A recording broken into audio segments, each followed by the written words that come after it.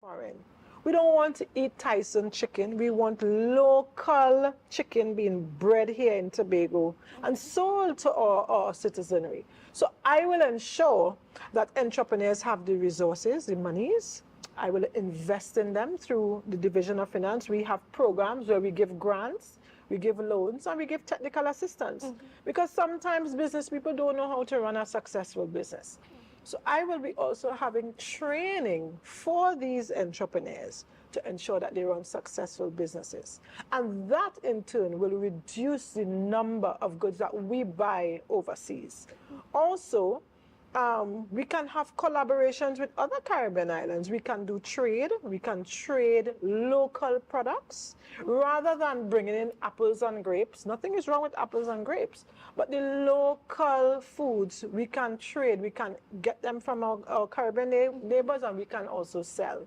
So that would give us foreign currency so that we can also utilize that to thrive in our economy. Yes, okay. Right, so you heard what Miss said.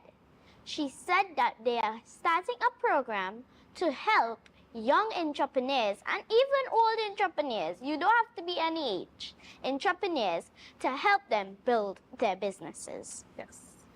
Counselor, the cost of living is really, really high. Trust me, when I go to the grocery store with mommy, $500 for picking up 3 things. Gas is high, food is high, everything is high. What is the THA doing to help people with that? Well, as I did indicate, same thing.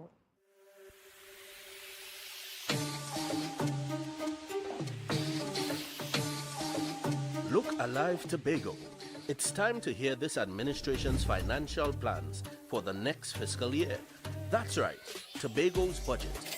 And leading the charge, we have none other than Tobago's first female sitting Secretary of Finance, Trade and Economy, Councillor Petal Ann Roberts. The People's House will convene on June 23, 2025 from 10 a.m. for the 42nd sitting of the 2021 to 2025 session of the Tobago House of Assembly. Our doors are open and all media channels are clear. You can either come in or tune in. Either way, don't miss it.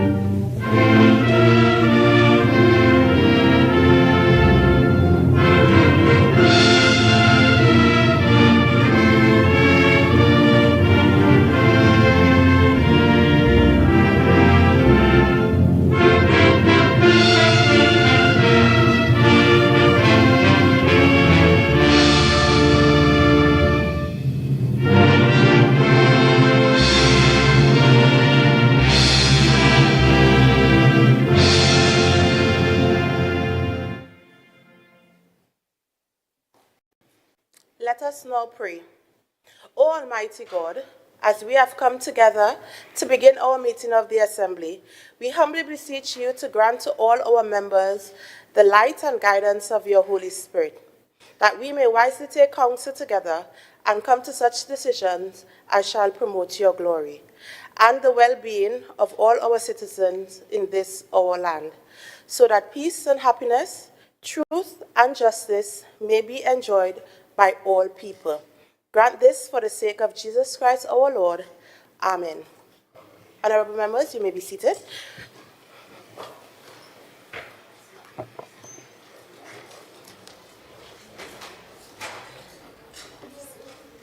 Oath of allegiance of a new member. Announcements by the presiding officer. Honorable members, I have received leave of absence from today's sitting from Assemblyman Natisha Charles Pantin and Assemblyman Terence Baines. The leaves are granted.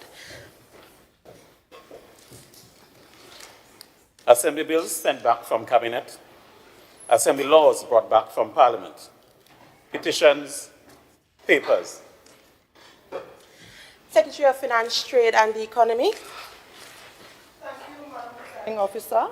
I stand to lay the following papers. Monthly Budget Report as at the end of March 2025. Monthly Budget Report as at the end of April 2025. The Tobago House of Assembly Financial Statement for the financial year ended September 30th, 2018. Tobago House of Assembly Financial Statement for the financial year ended September 30th, 2019. Tobago House of Assembly Financial Statement for the financial year ended September 30th, 2020. Tobago House of Assembly Financial Statement for the financial year ended September 30th, 2021. Tobago House of Assembly Financial Statement for the financial year ended September 30th, 2022. Tobago House of Assembly Financial Statement for the financial year ended September 2023. Also, the Budget Statement for the financial year 2026. Tobago House of Assembly Draft Estimates of Revenue for the financial year 2026. Tobago House of Assembly Draft Estimates Details of the Development Program, Unemployment Relief Program for the year ended 2026, and the Tobago House of Assembly Draft Estimates of Recurrent Expenditure for the financial year 2026. Thank you very much.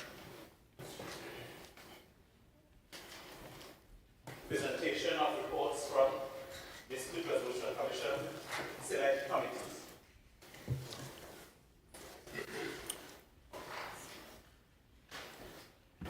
Madam Presiding Officer, as I currently represent the electoral districts of Mosty Lodge Goodwood, and a proud member of the Standing Order Committee, I stand to lay the first report of the Standing Order Committee of 2021 to 2025.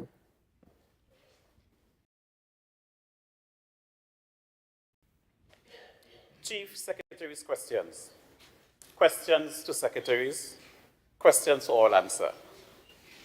Requests for leave to move the adjournment of the Assembly on definite matters of urgent public importance. Statement by secretaries or assistant secretaries. Personal explanations. Introduction of bills. Motions relating to the business or sittings of the Assembly and moved by a secretary or assistant secretary. Public business. Motion.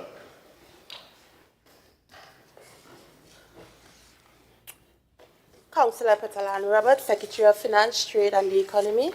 You know.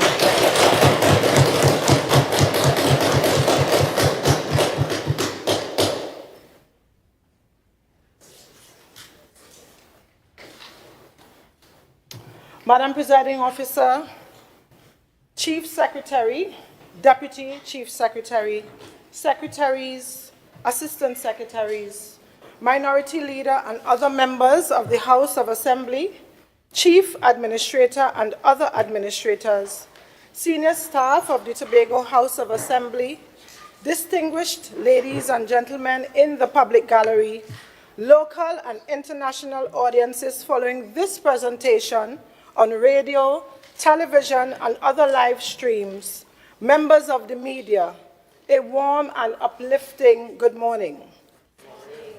Madam Presiding Officer, it is a tremendous honor and a privilege for me to stand before you in this honorable House and present the fourth budget installment of this administration. This is my maiden budget presentation and the first to be presented by a female Secretary of Finance in the 45-year history of the Tobago House of Assembly. Madam Presiding Officer, I am certain that this momentous event will be an impactful inspiration for many other hardworking and ambitious females in Tobago and across the globe. Madam Presiding Officer, it is my task today My task today, is made much easier on the rich foundation laid by the Honorable Chief Secretary, who professionally led the Division of Finance, Trade and the Economy, which I now lead. It is fitting for me to seize the opportunity here to express my thanks and gratitude to the Honorable Chief Secretary for vesting his confidence in me and affording me the privilege and opportunity to serve the people of Tobago in the capacity as Secretary of Finance, Trade and the Economy. I want to also thank my colleagues, secretaries and assistant secretaries for your overwhelming support, encouragement, prayers and contributions to this statement.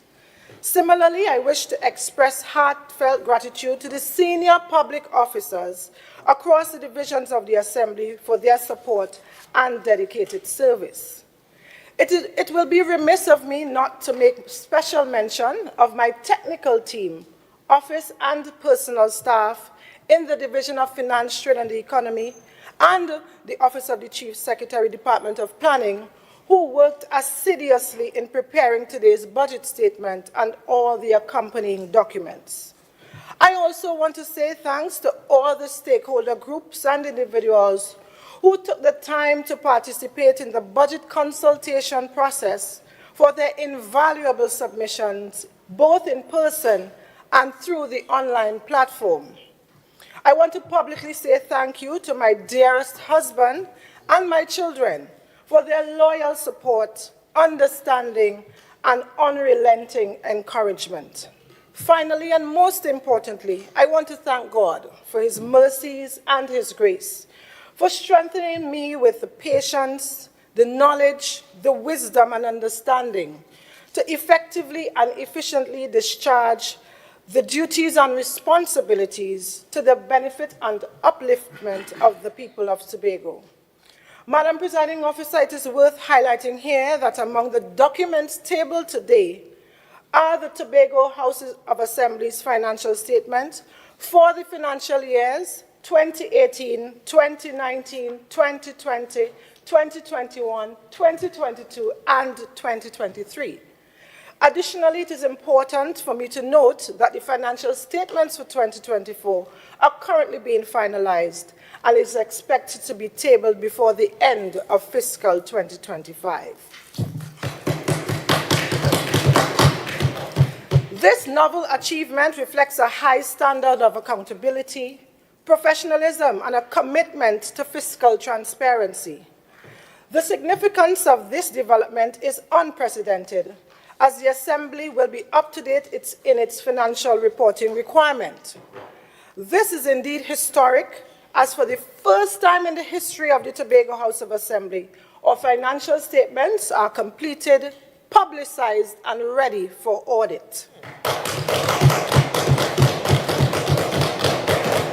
Madam Presiding Officer, this achievement is loudly saying to Tobagonians that what the PNM administration could not do during their 21 years in office, this administration, led by the Honorable Chief Secretary, and with the Secretary of Finance, Trade and the Economy, myself, we have done it in merely 3.5 years. This is a profound testimony of the administration's commitment to public accountability, transparency, and good governance.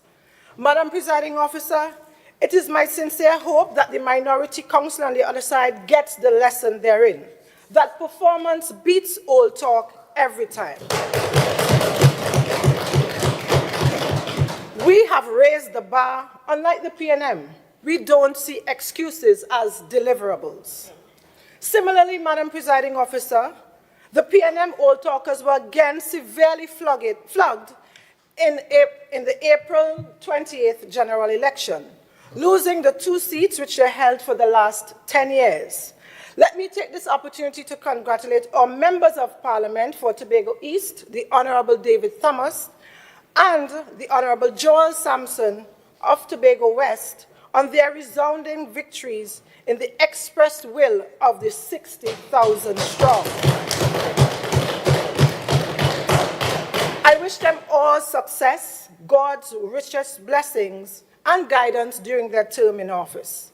In the same vein, the UNC-led coalition of interests beat the PNM in Trinidad 26-13, thereby seating them comfortably in opposition where they will justifiably be for a very long time. Madam Presiding Officer, they have been politically obliterated, annihilated, politically exterminated, permanently eliminated and disseminated from any form of governance in Trinidad and Tobago. Madam Presiding Officer, these exciting political developments are presenting fresh opportunities for real social, economic, and constitutional transformation in Tobago. With a central government in Port of Spain that is sensitive and prepared to work collaboratively with the THA, much can be achieved for the benefit of Tobagonians. This administration wants to thank the new Prime Minister, the Honorable Kamla Persad-Bissessar, and her government for their early demonstrated willingness to work side by side in a productive and a progressively harmonious relationship with Tobagonians and this island government. It is against this backdrop and the elevated sense of hope and promise that the budget statement for fiscal 2026 is aptly titled Accelerating Growth, Anchoring Fiscal Stability. Madam Presiding Officer, this year's budget statement takes a pivotal departure from the traditional format. Firstly, its social, economic, and legislative development priorities are fully nested in the administration's development planning framework titled Towards the Greatest Little Island on the Planet, a Strategic Development Planning Pathway for Tobago 2025 to 2045. The planning pathway is significantly advanced and is scheduled to be launched internally at the end of June 2025. Secondly, as reported in last year's budget statement, this administration secured technical support from the IMF Caribbean Regional Technical Assistance Center, CARTAC. And the initial support focused on three critical areas. One, the review of the budget processes of the THA. Two, a diagnostic assessment of the THA's treasury management and accounting systems. And three, strengthening the internal audit processes. Madam Presiding Officer, an outcome from the CARTAC mission is a recommendation to reorient the Assembly's two-stage budget process. In the first stage, we present draft estimates of expenditure and revenues, which were informed by the development agenda priorities, in fulfillment of our statutory obligation under Section 41 of the Tobago House of Assembly Act of 1996. Stage 2 comes after the national budget is approved by Parliament and the allocations to the THA are known. We will return to this House with a more refined statement that presents the specific details on the actual programs, projects, and initiatives that can be realistically financed and delivered. Hence, it is my calculated decision to implement this approach. Madam Presiding Officer, I will now examine the outlook for the global and regional economies, and then we'll look at the outlook on the national and Tobago economies. Madam Presiding Officer, a scan of the global environment reflects a complex interplay of recovery, inflation, uncertainty, and geopolitical tension. After the disruptions caused by the COVID-19 pandemic, many economies showed signs of resilience, with growth rates rebounding in several regions. However, significant challenges remain, including persistent inflation as well as supply chain disruptions caused by the Russian-Ukraine war.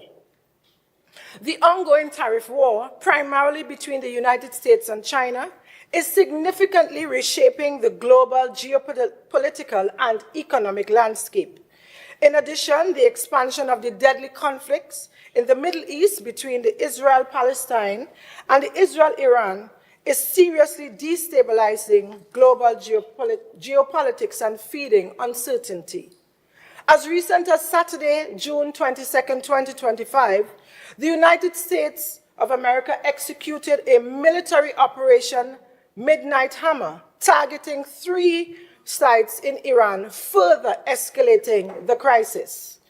Madam Presiding Officer, the International Monetary Fund projects moderate global growth, with advanced economies experiencing slower expansion compared to emerging markets.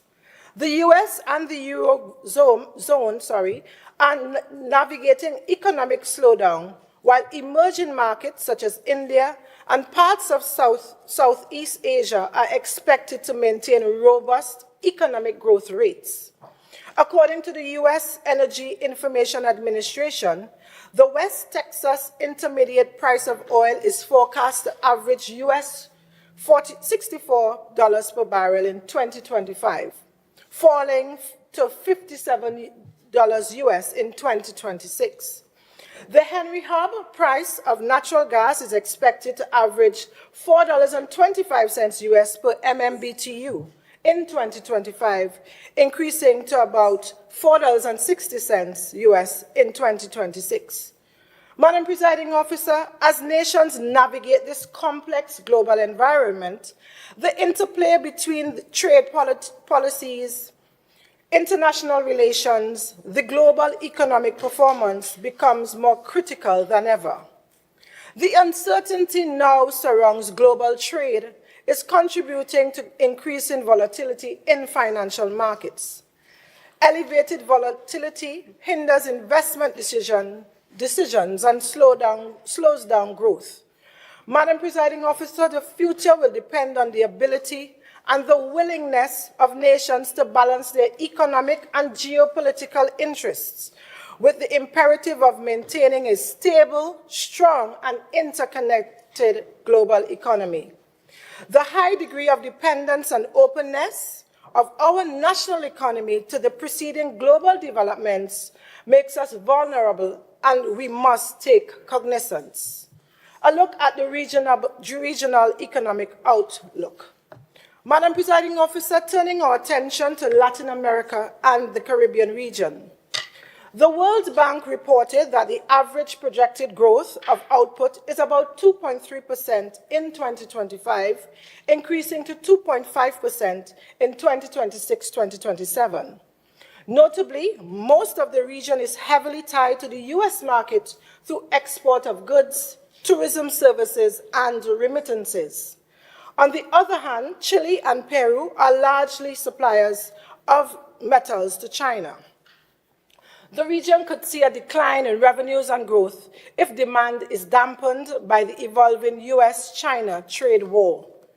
In the Caribbean, output is expected to grow in 2026 at an average of 5.8%, driven largely by Guyana, with an expected growth of 23% in 2026. No other country in the region is expected to grow above the regional average of 5.8% in 2026.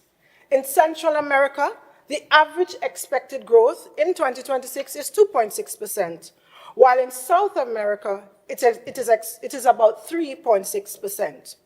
Overall, Madam Presiding Officer, while the economic look for the region shows potential for growth, it is tempered by the global inflationary pressures, social inequalities, and external geopolitical factors.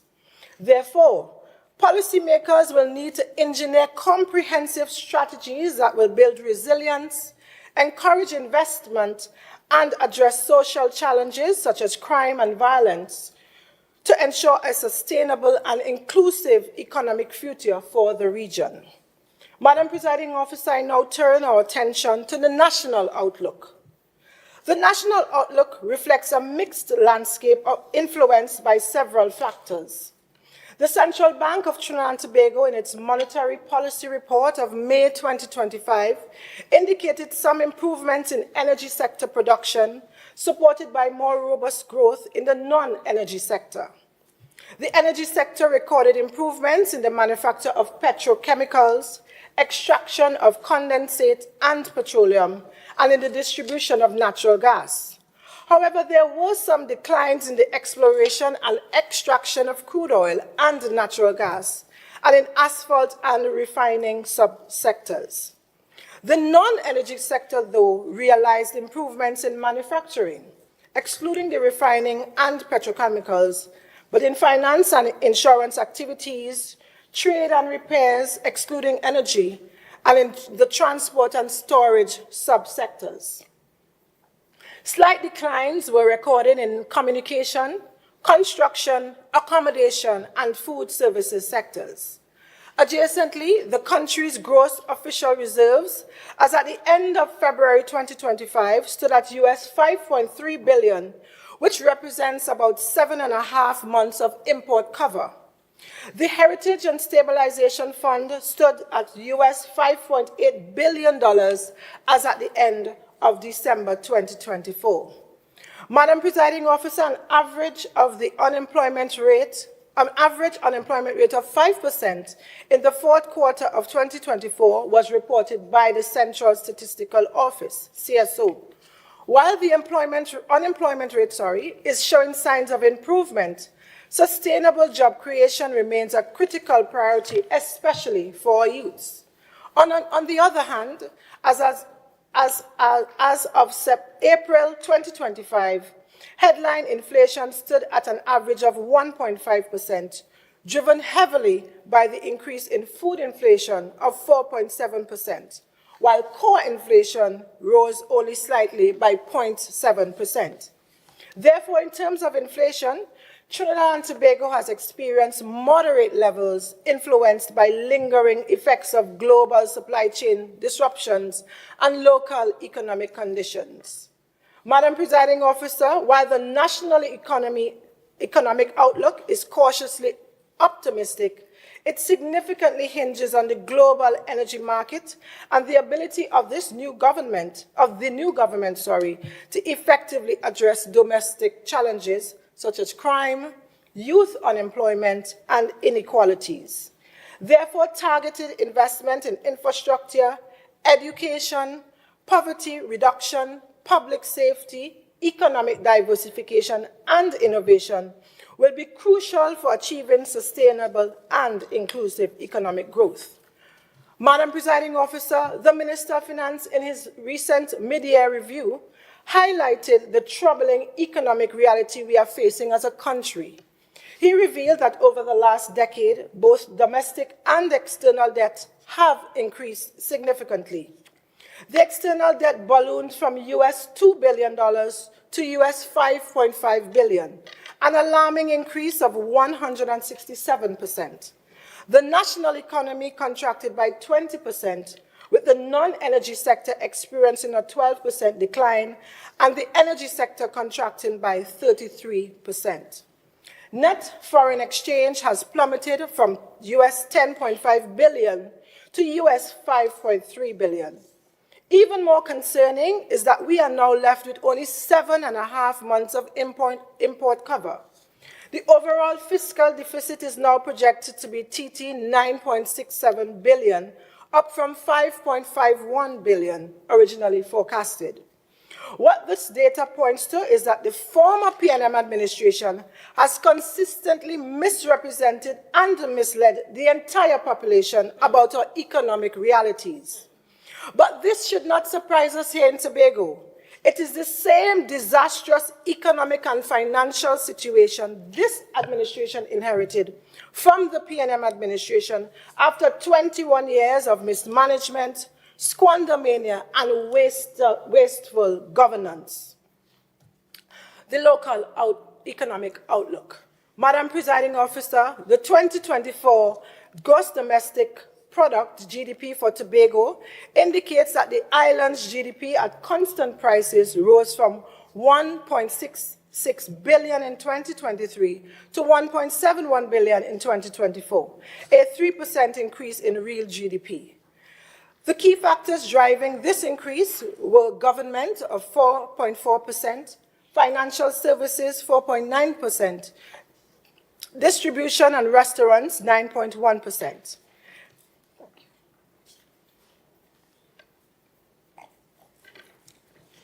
It is worth noting here that there is no fundamental change in the sectoral composition of the island's GDP, with the government sector accounting for 46%, financial services sector 27%, tourism 14%, agriculture and manufacturing together contributed 2%. Madam Presiding Officer, the latest labor market statistics from the Central Statistical Office for Tobago reveal that between the last quarter of 2021 and the fourth quarter of 2024, approximately 4,000 new jobs were created in Tobago. The rate of unemployment was only 1%, much lower than the national unemployment of 4%. Approximately 54% of the labor force in Tobago was employed in the state sector, with the private sector employing about 46%. By contrast, nationally, 25% of the labor force was employed in the state sector, with the private sector employing about 75%. Moreover, the share of the labor force in Tobago with tertiary education as the highest level of attainment was 22%. The share of secondary education as the highest level was 58%. The share of primary education as the highest level was about 20%. Madam Presiding Officer, the educational construct of the labor force may present long-term implications for productivity levels on the island. Madam Presiding Officer, the most recent data on prices available from the Central Bank of Trinidad and Tobago suggests that Tobago recorded headline and food inflation in April 2025 of 2.3% and 2.4% respectively. Core inflation, which excludes food and energy, was recorded at 2%. It is interesting to note that for the 12-month ending April 2025, headline, food price, and core inflation all averaged 1%, suggesting that inflation on the island has been kept at moderate levels, or to moderate levels. I now turn my attention to highlighting some of the key achievements of this administration. Madam Presiding Officer, reflecting on the past 3.5 years, this administration has a lot to be thankful for and to celebrate, notwithstanding having to deal with unjustified, imposed fiscal constraints and unprecedented political interference from the past PNM central government. However, we remain steadfast to our ambition of making Tobago the greatest little island on the planet and delivered extensively to the people of Tobago. Madam Presiding Officer, I will now go through the achievements in several sectors. In the area of physical and social infrastructure development, we delivered the following. We eased traffic congestion and enhanced public safety along a critical 600-meter segment in the vicinity of the Kambi gas station by widening the road, realigning the sidewalk, and installing traffic signs and relocating utilities.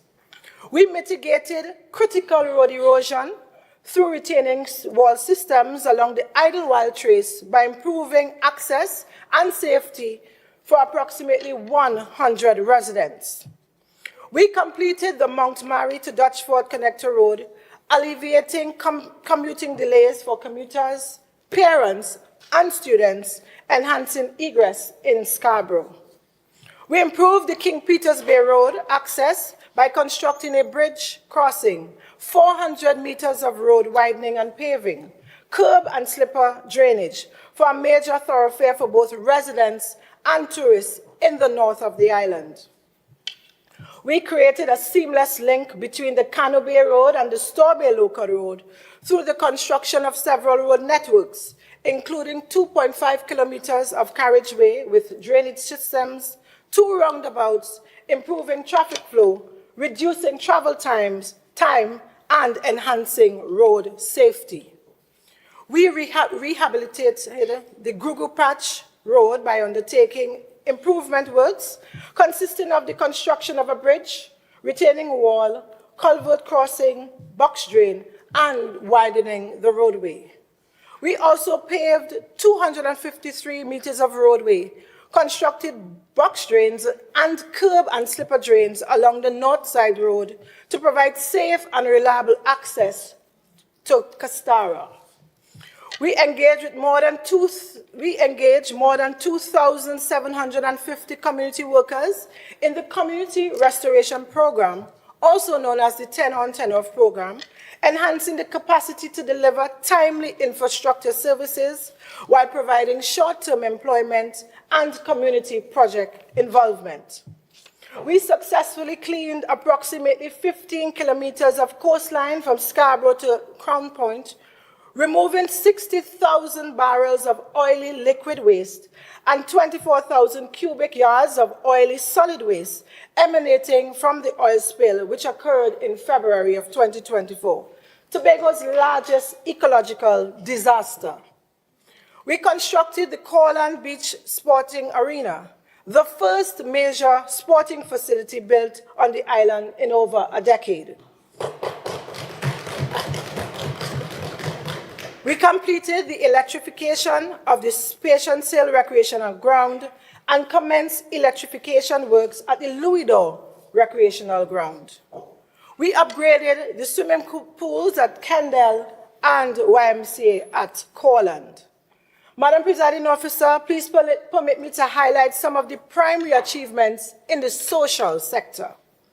We commissioned and operationalized this Roxborough Hospital, taking tertiary level care directly to Tobago to Tobagonians in the east and northeast of the island. Services available at the Roxborough Hospital include, but is not limited to, a dialysis unit with 5 dialysis chairs, which has delivered almost 3,000 life-saving treatment sessions over the past 3.5 years, 24-hour emergency care and inpatient care services, cataract surgeries with more than 2,000 successfully completed. We also acquired cataract-related equipment at a cost of $1.3 million. We acquired and currently are installing a new computed tomography or CT scan machine at the Scarborough General Hospital at a cost of $8.7 million. We enhanced service delivery at the Scarborough General Hospital, which is now accredited as a baby-friendly hospital by the World Health Organization and the United Nations Children's Fund. We increased the limit of the emergency food cards from $500 to an upper limit of $1,500, which is dependent on the size of the family, delivering enhanced benefits to Tobagonians. We provided financial assistance to 2,856 students under the Grant for Children in Need to assist them with school expenses such as books, stationery, and corrective lenses. We successfully upgraded and repaired 54 schools, and that includes the early childhood centers, primary and secondary schools, to the tune of $100 million under the School Repairs Program. We provided financial assistance to 265 tertiary level students under the Financial Assistance to Tertiary Students Program to the tune of $16.4 million over the last 3.5 years.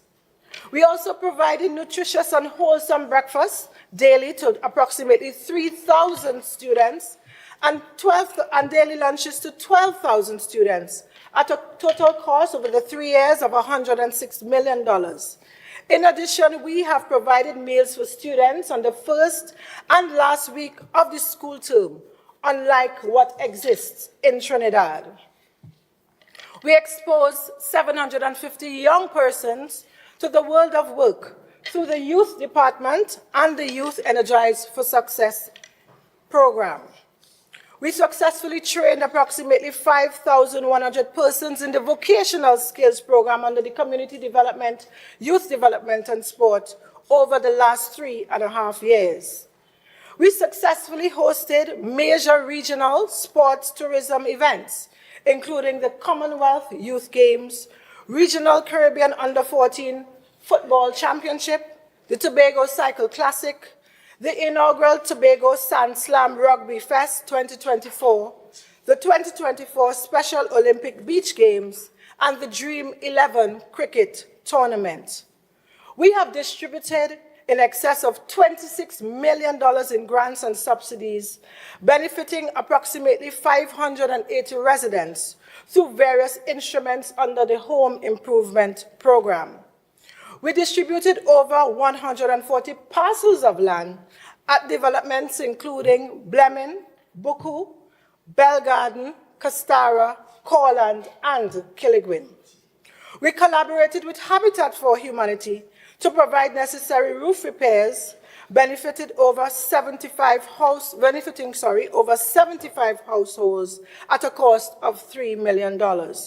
We undertook and successfully executed the largest single street lighting exercise in the history of Tobago, with the installation of 516 streetlights across the island, inclusive of 113 between Kings Bay and Speyside, which had been in partial darkness for decades. We invested $1.03 million in the program for rural electrification to the direct benefit of 90 families. We established and operationalized the Housing Assistance Repair and Transformation Program, HART, to improve the efficiency, transparency, and accountability in delivering of housing assistance grants to Tobagonians. Madam Presiding Officer, with regard to achievements in our financial and economic operations, under this administration, approximately 4,000 new jobs were created between the last quarter of 2021 and the last quarter of 2024 here in Tobago. We maintained low unemployment rates, averaging 2.4% over the last 3.5 years. We successfully streamlined the division's financial operations by reducing the number of operational bank accounts from about 45 to just 4. This consolidation significantly improved liquidity management, internal controls, financial oversight, and cost. We negotiated a more efficient and predictable release schedule for subventions from the Ministry of Finance, which led to a 75% reduction in the overdraft interest payments, resulting in substantial cost savings for the Tobago House of Assembly. Only last week, we launched the Loan Guarantee Program to support access to finance for small, medium-sized enterprises, providing collateral backing to encourage greater lending by the enlisted financial institutions. We also established the Tobago Development Fund, which is set to become fully operational in the first quarter of fiscal 2026. This entity is designed to drive strategic investment in key sectors, support enterprise development, and promote inclusive economic growth across the island. We operationalized the Treasury Management Unit under the Office of the Director of Finance. The Treasury Management Unit enhances the monitoring and management of the Assembly's financial resources, reinforcing the principles of accountability, transparency, and fiscal discipline. And with the operationalization of the Treasury Management Unit, we were able to complete and table 6 financial statements today. We completed and submitted the outstanding financial statements for the fiscal 2018 to 2023, and this marks a major milestone in restoring trust, enabling timely audits, and improving overall financial governance. We enhanced and increased support to entrepreneurs, benefiting a total of 320 Tobago-based entrepreneurs and business owners over the last 3.5 years through grant and loan assistance programs. This initiative has helped to catalyze innovation, job creation, and economic resilience at grassroots levels. We increased wages and salaries of the CPEP and URP daily paid workers, putting an additional $95 million into their pockets over the last 3.5 years.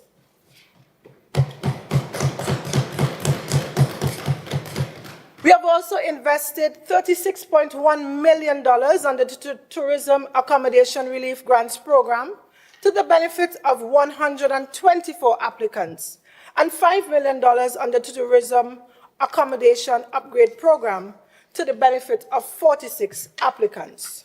We introduced and successfully hosted the Tobago Carnival in October 2022, 2023, and 2024, with accommodation properties reporting between 80 to 100% occupancy during the peak days, and an estimated direct and indirect visitor expenditure of over $15 million here in Tobago per year. We established the Tobago Agriculture Research Institute that is focused on delivering industry-relevant training programs in modern, climate-smart agriculture, equipping farmers and agri-entrepreneurs with skills and innovation to drive Tobago's food security and food sovereignty agenda. We facilitated training and certification of over 1,000 farmers, agro-processors, and fisherfolk, empowering Tobago's primary producers with modern skills, improved techniques, and recognized credentials to enhance productivity and increase market competitiveness. We acquired 6 wheel tractors, 1 excavator, a trailer truck, 1 dump truck, to significantly enhance the operational efficiency, responsiveness, and service capacity of the tractor pool department, thereby strengthening support to farmers and community-based land preparation services across Tobago. We successfully executed major upgrades and refurbishment works to key facilities across Tobago, namely Roxborough Fishing Facility, Bloody Bay Orientation Center, Barbados Bay Fishing Facility, the Culloden Fish Facility, the Buku Beach Facility and Research Center. We also upgraded the Buku Training Facility and the Shore Park Packing House. Madam Presiding Officer, the foregoing represents some of what we were able to achieve over the past 3.5 years and 6 months. Our achievements and deliveries were many and multifaceted, in that they covered a wide range of social and economic development sectors and issues. Madam Presiding Officer, we intend to publish and publicize our achievements in a separate publication before the end of calendar year 2025. Madam Presiding Officer, I will now set out to detail the administration's development agenda priorities for fiscal 2026. Madam Presiding Officer, when this administration took control of the Assembly in December 2021, we inherited liabilities of approximately $1 billion, fiscal and financial instability occasioned by the monthly releases to the THA in open violation of the law. We had a 21-year of battered and broken public service and people without a unified vision. We moved quickly ahead of the irrelevant political noises and presented an all-embracing, ambitious vision for making Tobago the greatest little island on the planet, child by child, family by family, village by village. This vision has unified, inspired, and energized Tobagonians across the entire island. Relatedly, Madam Presiding Officer, we have designed and engineered a strategic development planning pathway for the period 2025 to 2045. This is Tobago's new approved development architecture, which will guide, manage, monitor, and evaluate the island's socio-economic and political transformation towards becoming the greatest little island on the planet. Our strategic development planning pathway presents and articulates 21 development agenda priorities. They will be outlined and lettered A to you that will guide and inform our development programs and projects. Relatedly, we have established and deployed our institutional strategy, which is strategic selectivity, to guide social and economic development programming and associated capital investments. More importantly, Madam Presiding Officer, Tobagonians are now vested with a very clear and precise knowledge of the minimal constitutional transformative provisions necessary to satisfy our right to self-determination. It is against this backdrop that our development agenda priorities for fiscal 2026 speak directly to accelerating growth, anchoring fiscal stability, which is the theme of this budget statement. Putting Tobago on an accelerated socio-economic path and anchoring the island's fiscal and financial stability are critically urgent and important development priorities for this administration.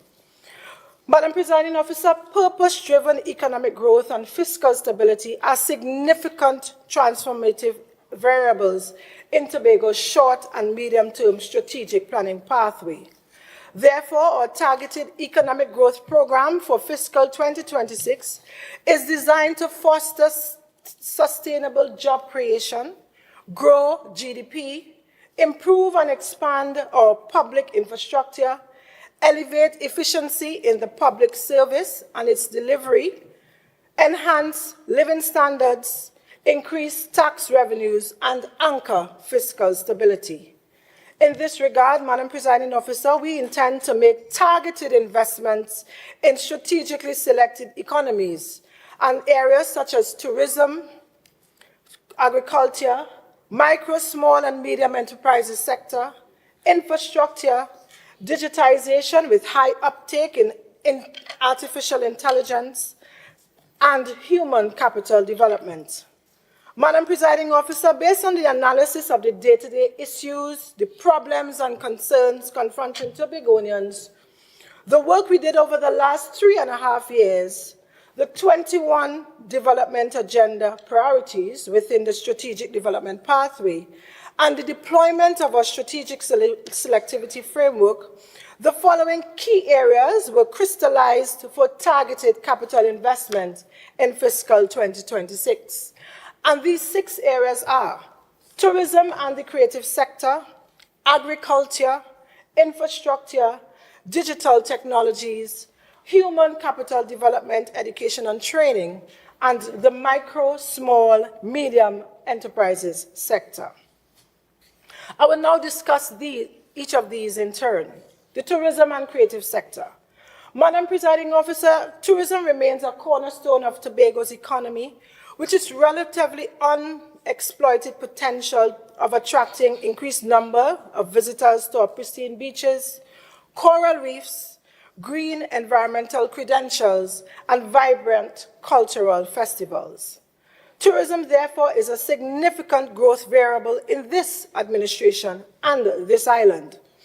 The sector has shown resilience, notwithstanding its slow recovery from the impacts of the COVID-19 pandemic, which severely upended global travel.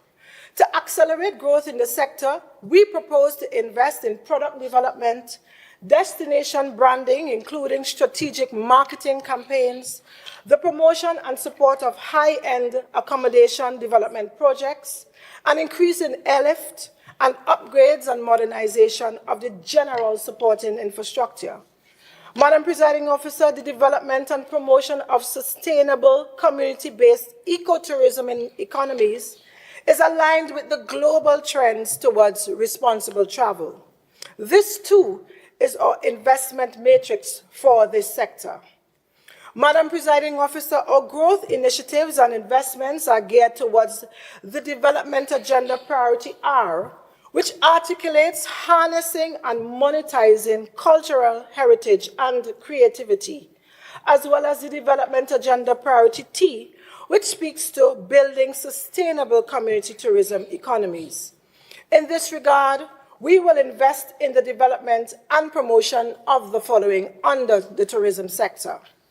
One, the enhancement of skills and knowledge in the creative and cultural economy through training programs, including artists in residence initiatives, workshops, and educational projects that focuses on areas such as art, craft, dance, and other traditional cultural art forms. Two, promoting Tobago's cultural heritage as a unique selling point of the island's tourism product by showcasing traditional festivals, historical sites, and cultural practices to attract visitors to be eager to experience Tobago's authentic culture.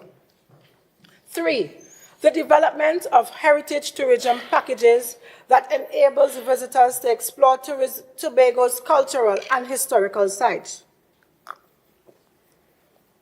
featuring guided tours, cultural performances, and interactive experiences that immerse tourists in our island's culture. Four, the creation of digital content that highlights Tobago's cultural heritage, including vlogs, blogs, social media posts, and online exhibitions, showcasing the island's traditions, art, and history to the world. Five, the engagement of local communities in the preservation and promotion of their cultural heritage, ensuring artistic practices are maintained and the advantages of cultural tourism are shared fairly among the island's communities.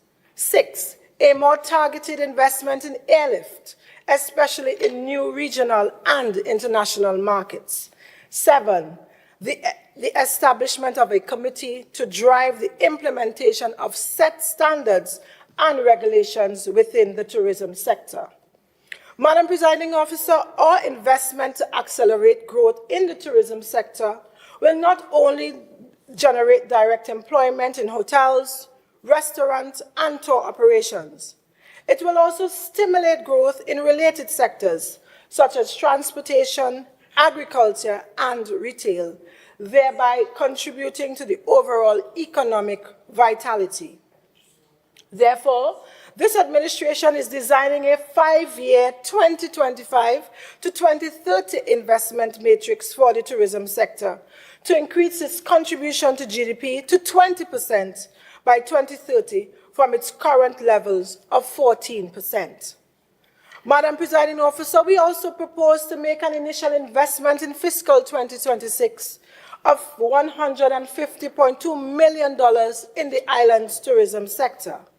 Madam Presiding Officer, we are confident that this investment will crowd in private investment in the sector and further accelerate growth.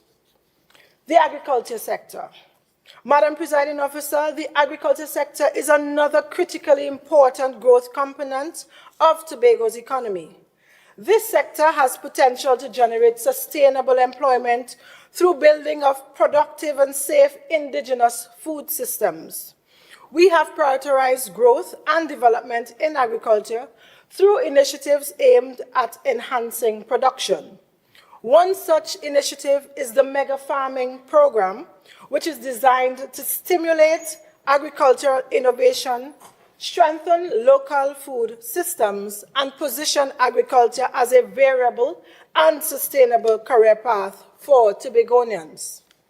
The program is specifically geared towards both existing and aspiring agri-entrepreneurs and individuals with a demonstrated passion for agriculture, who are committed to contributing to Tobago's food security. It encourages the use of agricultural techniques, climate-smart technologies, and entrepreneurial thinking. Additionally, this program is designed to improve labor productivity and food sovereignty by the partial and targeted redeployment of workers from the CPEP and URP programs to support existing and future agricultural projects to promote sustainable practices. The Tobago Agriculture Research Institute and the Tobago Agri-Technology Services Limited will provide robust educational and training opportunities. In addition, Madam Presiding Officer, our food sovereignty program that is currently being executed by the Home Gardening Unit will be expanded to include the development and encouragement of community-based agriculture that will empower local farmers and communities to control their food production systems. This approach can involve cooperative farming models and community-supported agriculture programs, as well as the promotion of agroecological farming practices focusing on sustainable and regenerative agriculture. These practices include crop rotation, agroforestry, and the use of organic fertilizers to maintain soil health and biodiversity. We are also providing financial support and technical assistance to agro-processors to scale up their production and thus uptake of outputs from the sector. Another focal area in the establishment of local seed banks to preserve and promote the use of indigenous and traditional crop varieties. This has the aim of ensuring genetic versatility, diversity, and resilience against pests, diseases, and climate change. Relatedly, the development of efficient irrigation systems to support year-round farming, particularly in areas susceptible to water shortages, is also another actionable item by this administration. This will include rainwater harvesting systems, drip irrigation, and the construction of dams and reservoirs. Madam Presiding Officer, we also propose to do an island-wide education and capacity building program to enhance farmers' knowledge on modern agricultural techniques, sustainable practices, and the use of smart agricultural technologies and science. The Tobago Agriculture Research Institute and the Tobago Agri-Technology Services Limited will play a lead role in this initiative.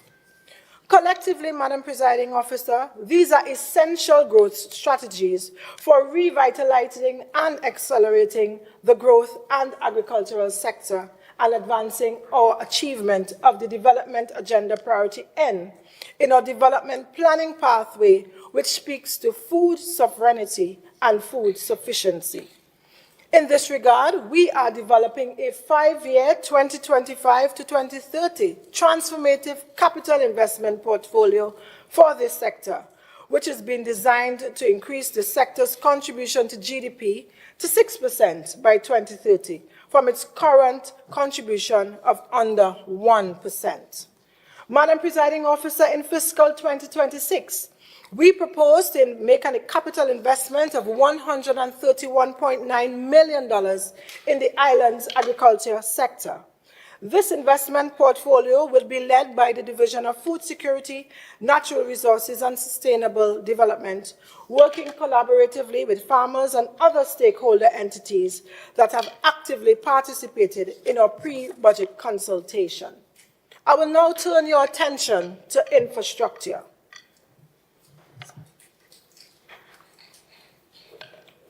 Madam Presiding Officer, investment in public infrastructure is widely used as a significant economic growth accelerator. Therefore, this administration has calculated that infrastructure development will be a powerful driver of economic growth here in Tobago.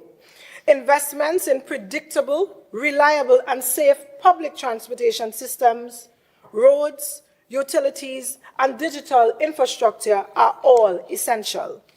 These systems are necessary for facilitating commerce, attracting private investment, and improving the general quality of life for residents and experiences of visitors.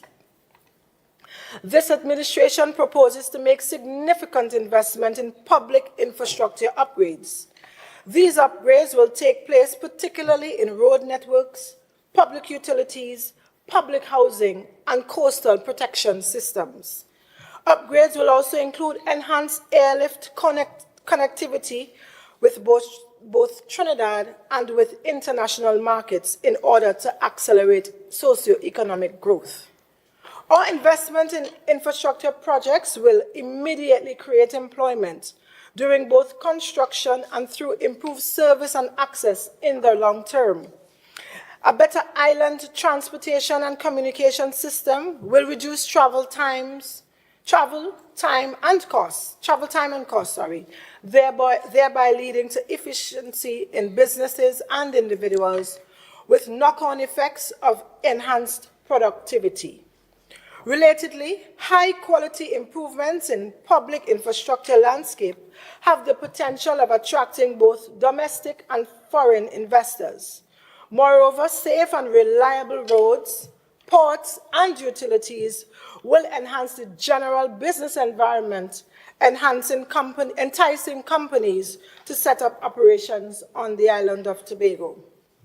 Madam Presiding Officer, there is also the multiplier effect of our proposed investment in infrastructure, where spend impacts leads to increased economic activities, resulting in higher consumer spending and further job creation.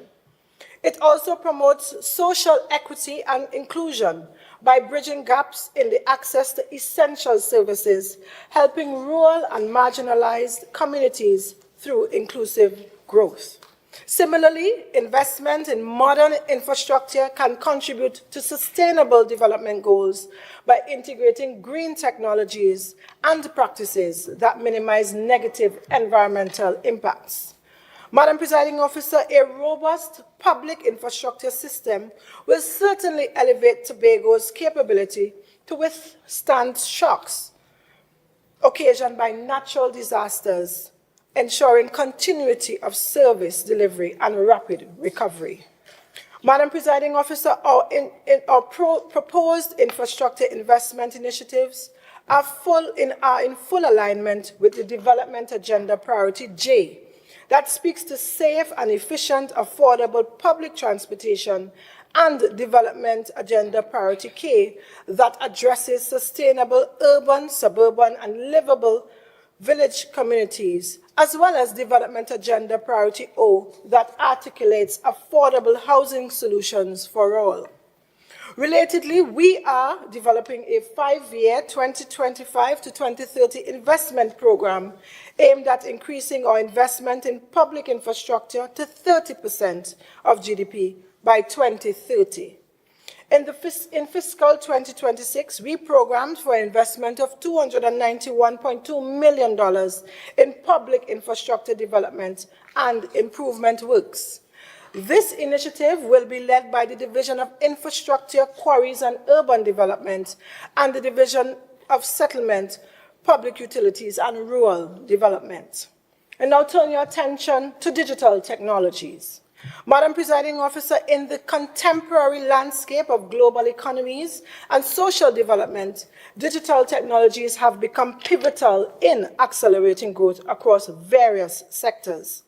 Therefore, our proposed investment aimed at integrating digital tools into the business operations of the THA, governance, and everyday life will not only enhance efficiency, but it will also unlock new avenues for innovation, productivity, and competitiveness.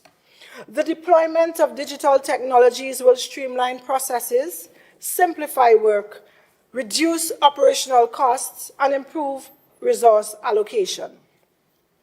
Automation and artificial intelligence will enable tasks to be performed with greater speed and accuracy, thereby significantly enhancing productivity. For instance, we have been recording improved efficiencies in our financial transactions using the online banking tool, the Automated Clearinghouse ACH, and the digital procurement platform, e-Tender. We can also leverage the use of AI, artificial intelligence, for customer service delivery and data analysis, which will increase efficiency, output, and drive socio-economic growth. Further, Madam Presiding Officer, the integration of digital technologies into the operations of the THA will break down geographical barriers, thereby enabling the man in Charlottesville or even Lansford to enjoy the same real-time access to services as the woman in Scarborough through online portals and platforms. Investments in e-government customer service portals will afford Tobagonians the enhanced options of logging in, applying for and accessing public goods and services without having to leave the comfort of their homes. Relatedly, Mainstreaming the use of digital technologies has the potential of facilitating skills development and workforce empowerment, which are important for adapting to the ever-evolving labor market. A digitally skilled workforce is essential for driving innovation, operational effectiveness, and efficiency. Additionally, remote work capabilities will enable the THA to acquire talent from across diverse locations, broadening the talent pool in its public service delivery matrix. Madam Presiding Officer, digital technologies are also now playing significant roles in the achievement of sustainable economic growth. Smart technologies and big data analytics enable more efficient use of resources, contributing to environmental sustainability. For instance, the application of smart agriculture technologies optimizes water and fertilizer usage, reduces waste, enhances crop yield, and supports sustainable practices. Digital technologies are undeniably powerful accelerators of economic growth. By enhancing productivity, fostering innovation, expanding access to government goods and services, empowering the workforce, and driving sustainable practices, our deployment and integration of these technologies will reshape Tobago's socio-economic landscape. Our long-term goal is to make Tobago a data-intelligent institution and its workforce data literate, thereby transforming it into a data-driven decision-making entity. To harness this potential and achieve our goals, we have prioritized investment in digital infrastructure, training, and inclusive policies that will ensure equitable access to technology for all Tobagonians. Madam Presiding Officer, the above, or what I just said, is in keeping with the Development Agenda Priority C that defines a digitally driven, competitive society and economy, and Development Agenda Priority D, which speaks to an efficient, effective, and accountable public service. We are engineering a 5-year 2025 to 2030 capital investment program aimed at integrating and mainstreaming digital technologies into the business operations of the Assembly. Therefore, we propose to make an investment of $37.4 million in digital technologies and supporting infrastructure in fiscal 2026. This initiative will be led by the Office of the Chief Secretary in collaboration primarily with the Division of Finance, Trade and the Economy and the Division of Education, Research and Technology. I now turn your attention to capital development, education and training. Madam Presiding Officer, in today's fast-paced and ever-changing socio-economic landscape, the importance of human capital development cannot be overstated.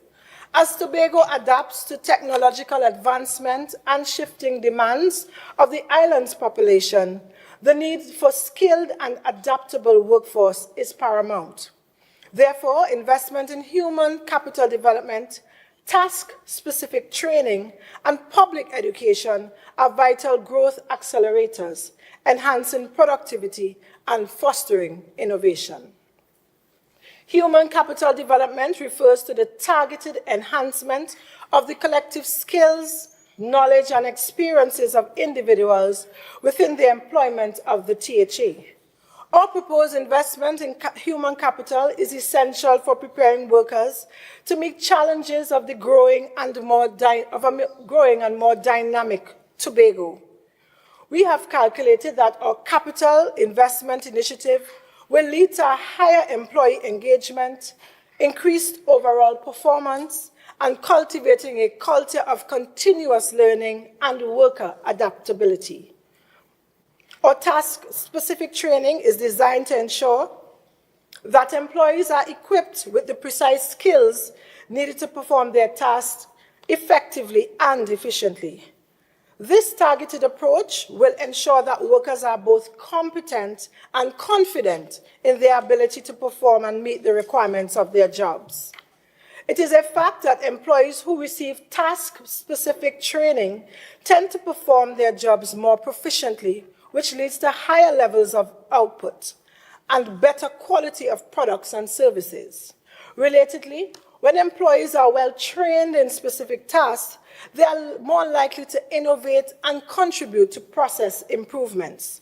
This will lead to the development of new products, services, or operational efficiencies that drive and accelerate growth.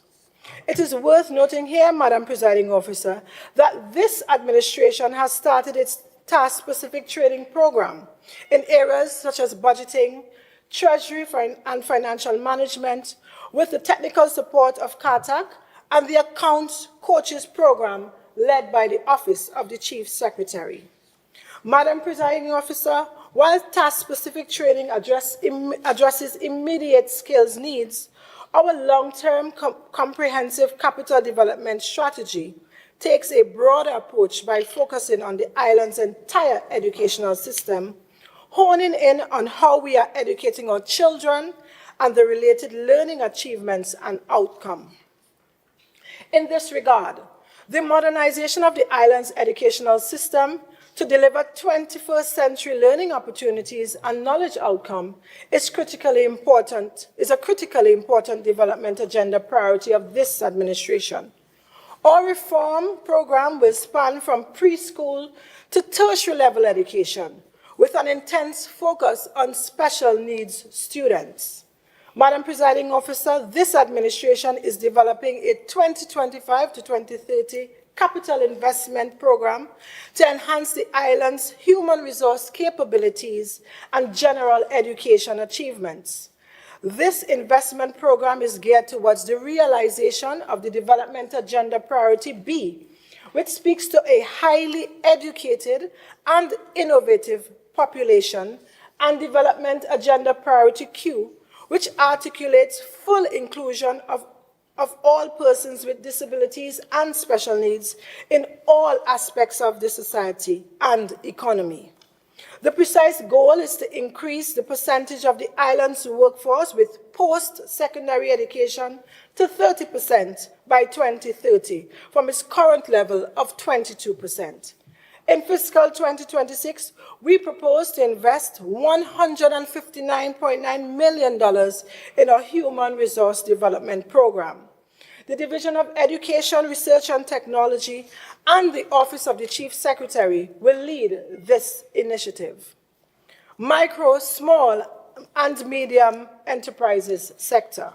Madam Presiding Officer, targeted investment in micro, small and medium enterprises sector are increasingly being recognized as a cogent accelerator of socioeconomic growth and development.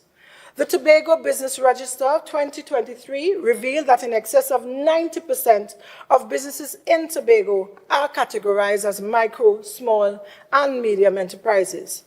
In small developing economies like ours, MSMEs are significant contributors to employment, accounting to a substantial share of jobs outside of the government sector, where formal employment opportunities are limited. Our targeted investment in MSMEs are not aimed only at job creation, but reducing unemployment, but to anchor economic stability and resilience. Madam Presiding Officer, by providing financial support, access to business management technologies and training resources, we are empowering the island's MSMEs to scale up, innovate, develop new products, and improve goods and services. Innovation and scaling are critical for enhancing our economic competitiveness and driving socio-economic growth, as they will encourage a culture of creativity and problem solving. MSMEs set up a significant pathway to employment for marginalized groups, including women and youth, who face barriers entering the formal labor market. Madam Presiding Officer, our investment records in this sector through the Business Development Unit and the Venture Capital Equity Fund Limited have facilitated economic empowerment by providing individuals with the necessary skills and financing to start and grow their businesses.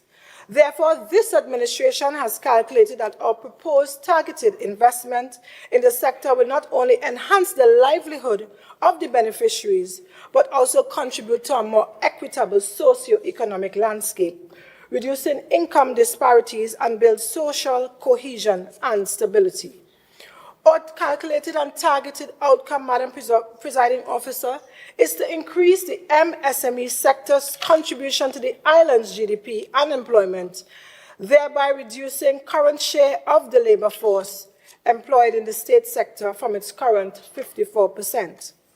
As we continue to implement business development policies and programs, such as the Tobago Development Fund and the Loan Guarantee Program, which was formally launched last week.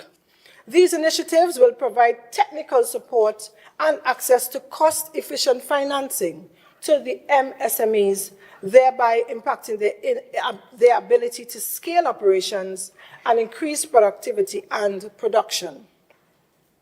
Madam Presiding Officer, the research has shown that there is a great need for technical and business administrative support in the MSME sector.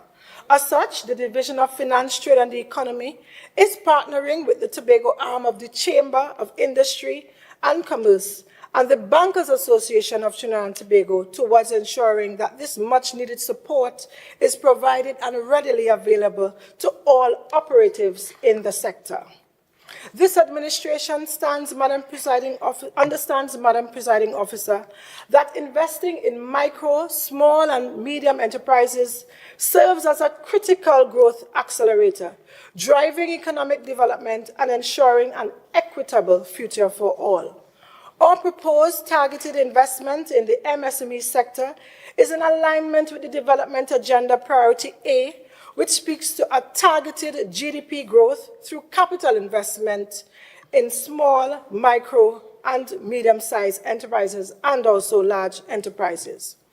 We are formulating a 5-year 2025 to 2030 investment program aimed at growing the sector's contribution to GDP. In fiscal 2026, we propose to make an investment of $93.5 million in the island's MSME sector. This investment portfolio will be administered and managed by the Division of Finance, Trade and the Economy, working collaboratively with other stakeholders and financial institutions. I now turn your attention to other critical sectors.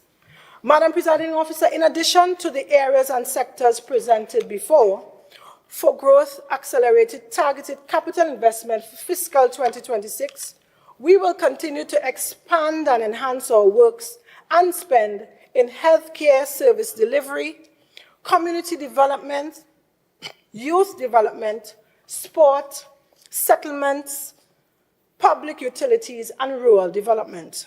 We view these areas as very important in maintaining and improving the quality of life and standard of living of Tobagonians. Therefore, in the case of healthcare delivery improvement in fiscal 2026, we will continue with the acquisition of new and modern diagnostic machinery, as well as medical digital technologies, including artificial intelligence, to be used to analyze and report on diagnostic data and images. We also propose to do physical infrastructure expansion works on both the Scarborough and Roxborough hospitals to better accommodate and meet the growing needs of our clients. Relatedly, infrastructure upgrade works are also programmed to be executed on some of the island's primary healthcare facilities. Moreover, Madam Presiding Officer, we will continue to take all the necessary steps and required actions to enhance the public healthcare experiences, inclusive of a reduction in wait time and an increase in the healthy life expectancy of Tobagonians at birth to 70 years from its current level of 62 years. Madam Presiding Officer, our proposed program of works is aimed ultimately at improving the island's healthcare services delivery, public health improvements, and protecting the most socially vulnerable in the society. This work program is in direct alignment with our Development Agenda Priority E, that articulates a modern and efficient healthcare system, and Development Agenda Priority H, that addresses the protection and care of the most socially vulnerable in the society. Madam Presiding Officer, our aim is to create a spiritually fulfilled and prosperous, happy citizenry, which is anchored in our Development Agenda Priority P. In this regard, we are developing a 5-year 2025 to 2030 investment matrix, which is being designed to initiate the modernization and the elevation of efficiency in Tobago's healthcare and social service delivery systems. Madam Presiding Officer, in fiscal 2026, we are proposing a capital investment of $670.4 million, and the Division of Health, Wellness and Social Protection will lead this initiative in collaboration with the Tobago Regional Health Authority. In the work programs of the Community Development, Youth Development and Sport, Madam Presiding Officer, we will continue with increased focus and effort to transform our island into a socially and economically sustainable and safe community. In this regard, we will strategically increase our spend towards ensuring that our communities are safe and have appropriate green and functioning social infrastructure to adequately meet their needs. Relatedly, Madam Presiding Officer, given that Tobago is in the main an island of coastal communities, we will promote adaptation to climate change and living with the sea. This will include coastal protection and restoration, sustainable water management, and the building of climate-resilient public infrastructure. Adjacently, we will continue to mobilize and organize and empower residents and community groups to participate and take control of the social, cultural, and economic fabric of our communities. Madam Presiding Officer, in the areas of youth development and sport, this administration will continue to provide technical skills training and capacity development opportunities for the island's youth and young people through programs such as the community-based vocational training and the youth internship programs. Relatedly, our sport development work for fiscal 2026 aims at starting the monetization of sport and outdoor recreation. This will commence with valuing Tobago's current and future sporting talents, as well as its outdoor and indoor recreational spaces, and the identification of opportunities that can act as a catalyst for investing in sports infrastructure. In this regard, we will invest in the development of a pathway for harnessing the island's talented athletes through an amateur to professional sports pipeline and the construction of modern state-of-the-art facilities to support this initiative. Madam Presiding Officer, this administration intends to use sport as a vehicle for the diversification of the tourism offerings, building on several ongoing initiatives, such as the International Youth Cricket Tournament and the International Diving Meet. These and other upcoming events are being led by the recently established Sport Tourism Unit, working in collaboration with the relative sporting agencies, associations, and other community stakeholders. Madam Presiding Officer, our proposed program of works in the areas of youth, development, and sport, informed by the Development Agenda Priority S, which speaks to monetizing sports and outdoor recreation. We are building a 5-year 2025 to 2030 investment portfolio for the development of our youth and the monetization of sport. In fiscal 2026, we propose to invest $96.1 million in these initiatives. Madam Presiding Officer, our portfolio of works in settlement, public utilities, and rural development goes beyond our public housing infrastructure works mentioned earlier. Central to this division's work is the provision of affordable housing, which will ensure that all Tobagonians have access to housing solutions designed to meet existing demands and needs while also considering future demands and needs based on population growth and household formation rates. Madam Presiding Officer, we emphasize needs in addition to demand because given the price of land and housing services in Tobago and the land's relatively low average income, and the island's, relatively low average income, many residents are unable to participate in the open housing market. In this regard, this administration has developed a suite of initiatives, including subsidized housing for first-time homeowners, social housing, land affordability schemes, resilient housing designs, rental assistance, home improvement grants, and subsidies. These initiatives are in direct alignment with the Development Agenda Priority O, which emphasizes affordable housing solution for all. Relatedly, we are engineering a 2025 to 2035-year plan, investment matrix, which is being designed towards achievement of that Development Agenda Priority. In fiscal 2026, an investment of $134.2 million is programmed to fund these initiatives. The Division of Settlements, Public Utilities and Rural Development will lead the implementation and management of this work program in collaboration with the Tobago Urban and Rural Housing Company and other international and national industry stakeholders. Madam Presiding Officer, I now turn your attention to the policies and strategies to anchor fiscal stability. Fiscal stability refers to the ability of a government to manage its finances sustainably, ensuring that its revenues are sufficient to meet expenditure without having to resort to excessive borrowing. Stable fiscal policies create an environment conducive to investment and economic growth.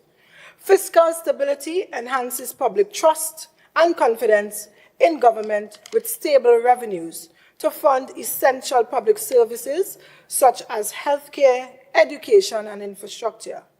A government anchored by fiscal stability is better equipped to handle economic shocks occasioned by recession or natural disasters. Fiscal stability is therefore the foundation on which sustainable economic development and social well-being are built. Unfortunately, the Tobago Island government, that is the THA, is currently constitutionally and legislatively debarred from exercising any authority for fiscal policy matters on the island outside of revenue collection. In our colonial Republican constitutional construct, Madam Presiding Officer, all authority for fiscal policy is vested in the central government of Trinidad and Tobago. Hi, good day. Can you kindly turn off your phones or place them on silent? Should I hear a phone ringing off again, you will be asked to kindly step outside. And that goes for all, both members and visitors to this house. Thank you. Member, please continue. Thank you, Madam Presiding Officer. In our colonial Republican constitutional construct, all authority for fiscal policy is vested in the central government of Trinidad and Tobago. Therefore, fiscal stability for the Tobago Island government can only be anchored by the effective and meaningful completion of the decades-old ongoing internal self-government project, which was purposely stalled over the last 10 years. In this regard, and seemingly with a more progressive and reasonable new central government in office, this administration will aggressively and relentlessly pursue the required constitutional transformation and adjacent legislative changes that will effectively accord Tobagonians our rights to self-determination. Madam Presiding Officer, immediately after the elections of April 28, this administration developed and presented its pathway to internal self-government. In fact, It was only last month that the Honorable Chief Secretary presented a motion seeking to collaboratively advance the completion of this self-government project. Sadly, but not surprisingly, the motion was passed without the express support of the two minority sides. Madam Presiding Officer, this administration and Tobagonians are now clinically aware of the minimum transformative constitutional amendments necessary to complete our internal self-government project. In the context of building fiscal stability, a constitutional guarantee of a minimum of 7% of our national budget and any other allocation must be appropriated to meet the expenditure of the THA in any given fiscal year. Additionally, the new internal self-government constitutional arrangements must promote and protect the rights of the THA to borrow and to directly access grant funding from international agencies without the need for any non-objection from Port of Spain in Trinidad. These critical provisions will clothe the fiscal and financial operations of the THA with integrity, clarity, predictability, and anchor its stability. They also provide pillars on which a just and equitable fair share revenue framework will be built and sustained. Madam Presiding Officer, our proposed strategic investments to accelerate growth in various sectors of the island's economy will broaden the tax base, thereby increasing revenues, which will help anchor fiscal stability. Controlling expenditures with deliberate focus on eliminating wasteful expenditure and ensuring that spending is directed towards programs and projects that yield the highest spend impacts will contribute to fiscal stability. Relatedly, the setting of clear fiscal rules will limit budget deficits and deficit levels. The establishment of a debt management framework, the regular monitoring of fiscal performance, and evaluating outcomes of deployed strategies are other anchors in this fiscal stability matrix. Madam Presiding Officer, the outstanding balance of the $1 billion liabilities that were inherited in December 2021 from the former PNM administration continues to pose a serious threat to our efforts to achieve fiscal stability. In our restricted space, we managed and paid approximately $300 million for recurrent liabilities and over $75 million in development program debts owed to contractors without compromising our development program and service delivery. In this regard, we are in discussion with the Minister of Finance on the financing strategies to meet the bond financing $165 million bullet payment that is due in 2027.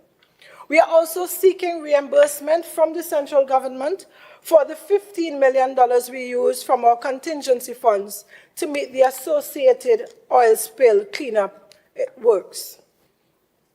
Madam Presiding Officer, the foregoing suite of strategic initiatives aimed at anchoring fiscal stability in the operations of the THA and its allied agencies is directly aligned with the Development Agenda Priority F that emphasizes constitutional autonomy within the Twin Island Republic of Trinidad and Tobago. These initiatives will be led by the Office of the Chief Secretary and the Division of Finance, Trade and the Economy. In fiscal 2026, an investment of $7 million has been budgeted to fund these initiatives. I now present the draft estimates of expenditure for fiscal 2026. Madam Presiding Officer, for fiscal 2026, the total estimates of expenditure amount to $3.71 billion, of which the estimates of recurrent expenditure amount to $2.71 billion, and development program expenditure total $1 billion. Unemployment relief program expenditure estimates amount to $91.9 million, and CPEP estimates of expenditure amounts to $43.4 million. The total estimates of expenditure are predicated on projected national budget of $63.5 billion and a requested share of 5.9%. Let me state here, Madam Presiding Officer, that any allocation to the THA in fiscal 2026 that is less than 5.9% will constitute a non-alleviation of the per capita expenditure inequality that has defined the national budget and its appropriation bill since 1962. Member, today is not the day. Please allow the Secretary of Finance to make a presentation uninterrupted. Please continue. Thank you, Madam Presiding Officer. Basically, all Tobago is requesting is per capita expenditure equality as a minimum revenue share to the THA, based primarily on the island's population as a percentage share of the national population. In dollars and cents, this is calculated as $5.90 out of every $100 in proposed national expenditure in fiscal 2026. Madam Presiding Officer, this is a fair, just, and reasonable request, taking into consideration that the Parliament recognized the growth in the island's population and in turn legislated an increase in the island government of Tobago from 12 to 15 seats in 2021, an increase of 25%. It must be noted, Madam Presiding Officer, that any investment in the development of the Tobago economy constitutes an investment in the development of our national economy. Tobago has a critical role to play in the national economic diversification thrust that is needed now more than ever. Our nation cannot live up to its fullest potential if a significant part of our nation is not contributing optimally to our overall development. The foregoing are the reasoned economic justification which guided our budgetary request. Recurrent expenditure estimates. Madam Presiding Officer, the recurrent estimates for fiscal 2026 total $2.71 billion and are disaggregated as follows. Personnel expenditure, $787.3 million. Goods and services, $809 million. Minor equipment purchases, $43.1 million. Current transfers and subsidies, $1,070.6 million.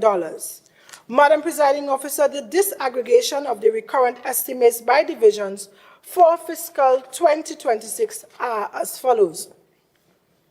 Assembly Legislature, $25.7 million. Office of the Chief Secretary, $184.4 million. The Division of Finance, Trade and the Economy, $262.1 million. Division of Tourism, Culture, Antiquities and Transportation, $179.5 million.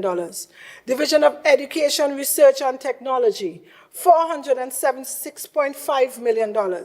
Division of Community Development, Youth Development and Sport, $122.6 million. Division of Infrastructure, Quarries and Urban Development, $381.7 million. Division of Food Security, Natural Resources and Sustainable Development, $188.6 million.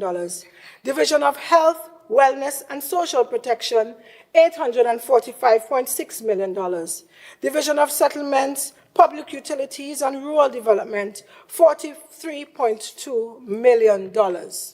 I now turn to the development program expenditure estimates. Madam Presiding Officer, our investment estimates for the development program for fiscal 2026 total just $1 billion. The estimates are disaggregated across various sectors as follows. Pre-investment, $0.5 million. Productive sectors, $1.5 million. Economic infrastructure, $447.8 million. Social infrastructure, $435.4 million. multi-sectoral and other services, $114.8 million.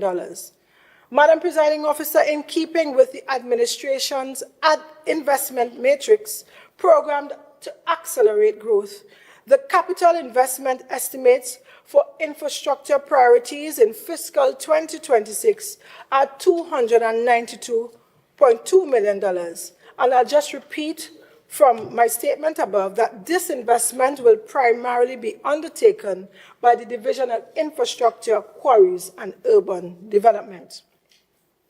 Our capital investment estimates for the tourism and creative sector priority amounts to $150.2 million. And the primary entity with making this investment in Tobago is the Division of Tourism, Culture, Antiquities, and Transportation, and its related special purpose entities.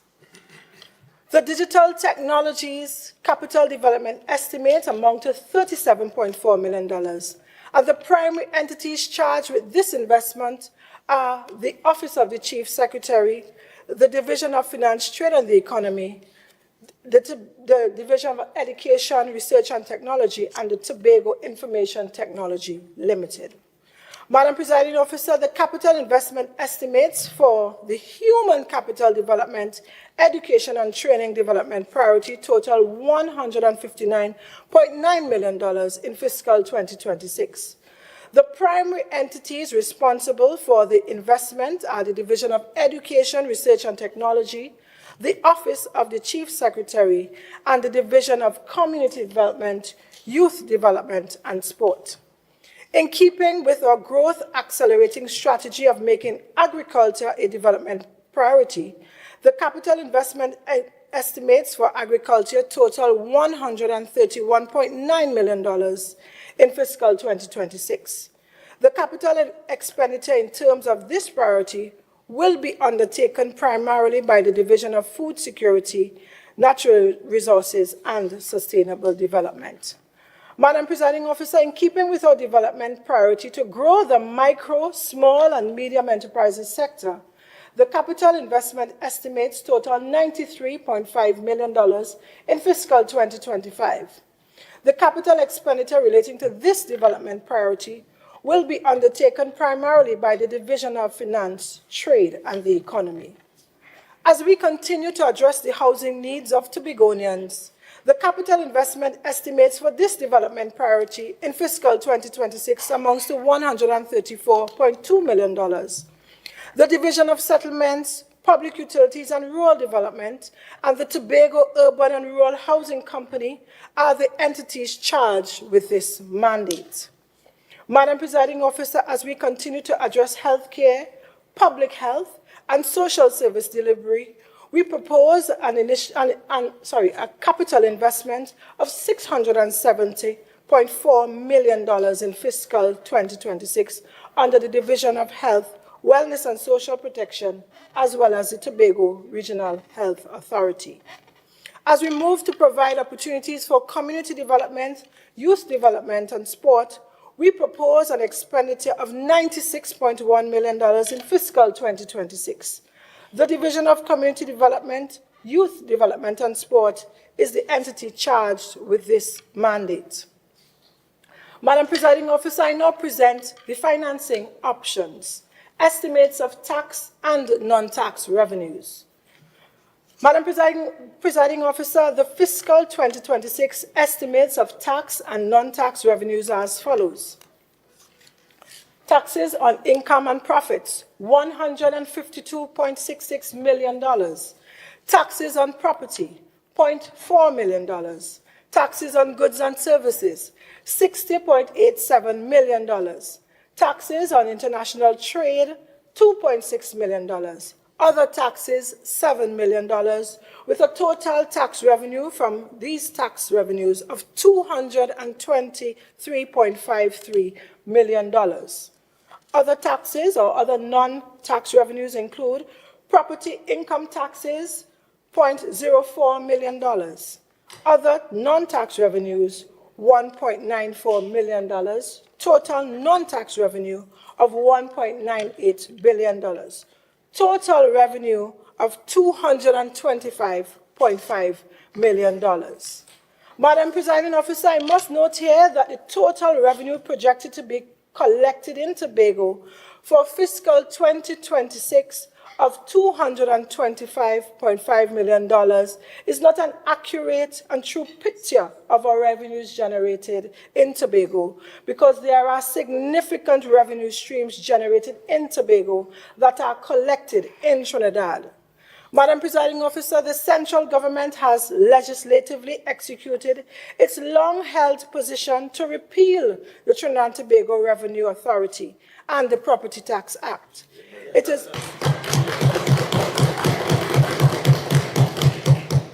is worth mentioning here that the THA had significant concerns with the legislative setup of the TTRA, which was raised with the former Minister of Finance, who eventually identified with our concerns. However, up to the time he was removed from office, our concerns were not materially addressed. In addition, segments of the island's population had serious issues with the property tax. Therefore, the action taken by the central government to repeal the TTRA is a much welcome development for this administration. Madam Presiding Officer, this administration intends to intensify its relationship with multilateral funding agencies such as the Inter-American Development Bank, the Caribbean Development Bank, and the United Nations Development Programme towards enhancing access to loans, grant funding, and technical assistance. One of the major challenges experienced in accessing grant funding from multilateral agencies is the failure of the last central government to provide the required non-objection. Madam Presiding Officer, case in point, over a year ago, the IDB approved US $100,000 to assist the Division of Finance, Trade and the Economy with some preparatory works for the formulation of the Tobago Development Fund. Notwithstanding several letters and phone calls to the responsible ministries, up to today, the non-objection letter was not sent to the IDB for the THA to access this much-needed financial assistance. Similarly, a US $32 million loan was approved by the IDB for the Riceland housing development and the urban revitalization of the Scarborough projects. However, due to deliberate administrative delay by the former PNM central government, we were unable to access this loan to advance these two critical projects. All these matters were recently discussed with the new central government and the IDB, and they are actively being resolved.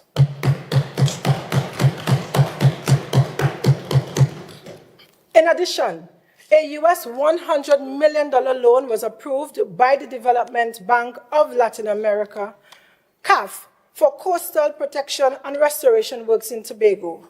Since coming into office, this administration has made several attempts to access this funding without success. With the new Minister of Finance now sitting as the chairman of CAF, this certainly presents new opportunities for access to this loan, as announced in the mid-year review last week. Madam Presiding Officer, this Assembly is actively engaged in an ongoing technical assistance mission.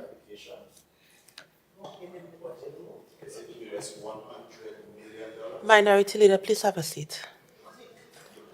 Kindly continue. Thank you, Madam Presiding Officer. Madam Presiding Officer, if I said US $100 million, that was an error. Madam Presiding Officer, the Assembly is actively engaged in an ongoing technical assistance mission from CARTAC, the Regional Technical Assistance Arm of the International Monetary Fund. I'm therefore pleased to announce that shortly following this budget presentation, we will be welcoming a CARTAC team of consultants for a diagnostic assessment of the Treasury management systems. As a result, the public can expect to see measurable improvements in the speed and efficiency of public financial management and payments made across the Assembly. In addition, a priority commitment has been made for the internal audit staff to participate in regional intensive training programs being hosted by CARTAC later this year. Madam Presiding Officer, we will continue our program, which is geared towards the development of sustainable and predictable revenue streams in our special purpose companies, thereby enhancing their ability to engage in long-term commercial borrowing and equity financing. The companies that are selected for the first phase of this program are the Studley Park Enterprises Limited, the Eco-Industrial Development Company of Tobago, and the Pigeon Point Heritage Park Company Limited. The core business activities of these companies make them ready candidates for this long-term borrowing for revenue-generating initiatives. Madam Presiding Officer, I now bring the curtain down on this presentation. I wish to reiterate, Madam Presiding Officer, that this administration's fiscal 2026 fiscal package signifies a pivotal movement in our collective journey to transform Tobago into a prosperous economy defined by sustainable growth and fiscal stability. We have carefully assessed external factors that influence our economy and tailored our strategy to mitigate risk while seizing emerging opportunities. Our development agenda priorities reflect a holistic approach to the island's socio-economic advancement as we continue the journey along the path of developing Tobago into becoming the greatest little island on the planet.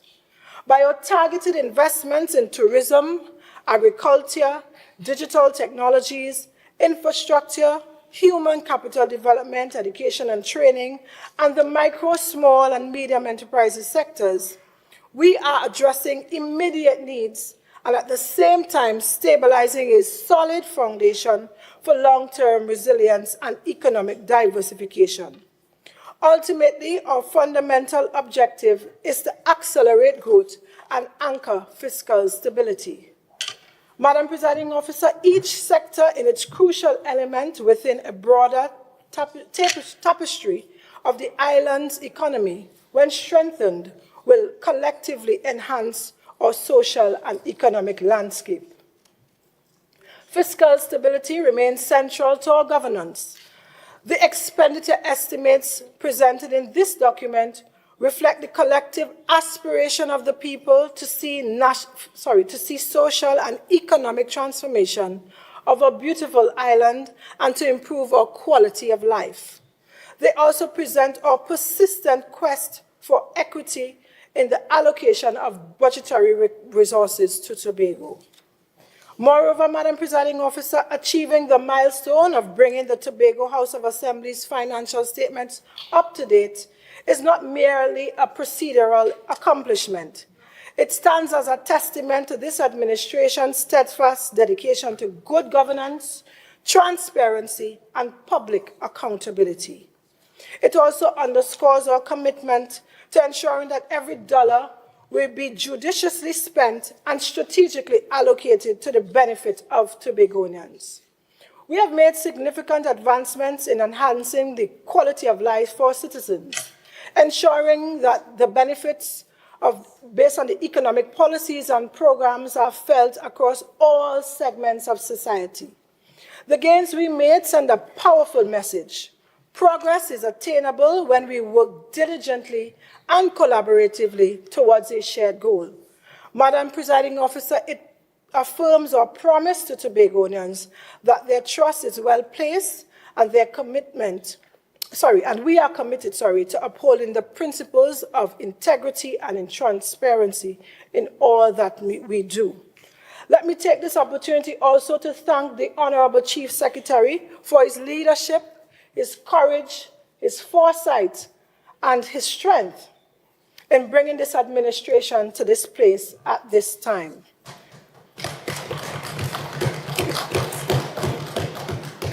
As we face the challenges that lie ahead, it is crucial for us to remember that the path to success is built on partnership and community engagement. I encourage every member of this assembly, our stakeholders, and all of Tobago to continue to actively participate in discussions surrounding our policies and plans aimed at making Tobago the greatest little island on the planet. Your voices, insights, and experiences are invaluable in shaping policies that respond effectively to the needs of our diverse population. Madam Presiding Officer, I want to urge us to embrace the future with a renewed vigor, positivity, hope, and determination to realize the fullest potential of Tobago. May we draw inspiration and courage from the progress that we have made and remain motivated by the possibilities that lie ahead. Thank you for your steadfast commitment to Tobago's advancement, and let us continue to work collaboratively as we take sound strategic steps towards achieving our shared vision of Tobago becoming the greatest little island on the planet. I thank you, and I beg to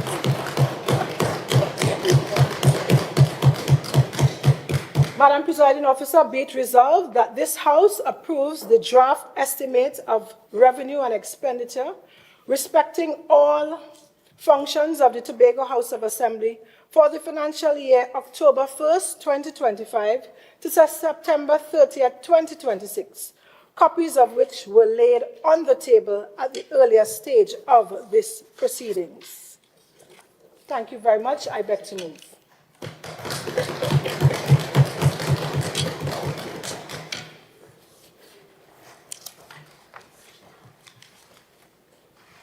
Motion for adjournment. Leader of Assembly Business. Madam Presiding Officer, I beg to move that this House now stands adjourned for Thursday, 26 June at 10 a.m. Honorable members, the question put is that this House now stands adjourned until June 26, 2025 at 10 a.m. All in favor, say aye. Aye. Any against, say no. The ayes have it. This House now stands adjourned until June 26, 2025 at 10 a.m. Honorable members, have a good day.